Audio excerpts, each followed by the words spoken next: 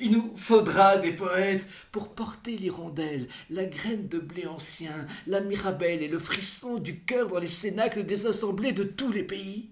Il existe des experts en tout, des experts en communication, en fiscalité, en comptabilité, en management, en stratégie. Et c'est bien.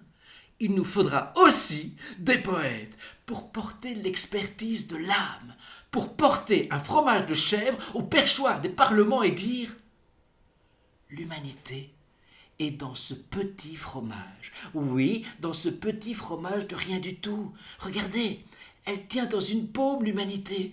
Quelques grammes, c'est le fruit d'une sagesse qui nous vient à pied du fond des âges, transmise par des femmes et des hommes aux mains fortes, aux mains vigoureuses et généreuses.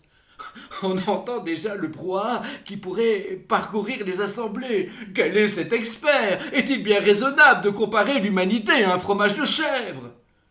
Le poète continuerait en disant « Ce que nous savons de la poésie consiste en beaucoup d'hypothèses et très peu de certitudes. Je ne sais pas s'il est raisonnable de dire que l'humanité est contenue dans un fromage de chèvre. C'est une petite voix en moi qui dit cela. C'est un murmure, un bruissement, une fine dentelle de pensée. Je viens vous parler de l'homme et de la femme, des saisons, de la bergerie, de la paille, des pierres calcaires, des poutres de chêne, du chevreau, des veillées d'hiver, des prairies, des clochettes, du petit tabouret de bois, du vent, du soleil, du printemps, des sabots, et du loup aussi, oh le loup! De l'artisanat, de la patience, du bon, du beau, de la transmission, de la source, du torrent, de la diversité, du plaisir, de la main d'un père à son fils, de la main d'une mère à sa fille.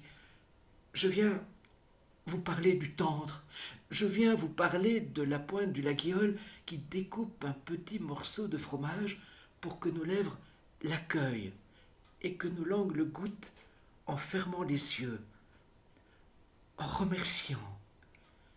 Le poète pourrait prendre le temps d'une réflexion et dire encore « Je ne sais pas ce qui nous arrive d'oublier à ce point les choses simples. Je ne sais pas ce qui nous arrive d'oublier à ce point l'amour des belles choses.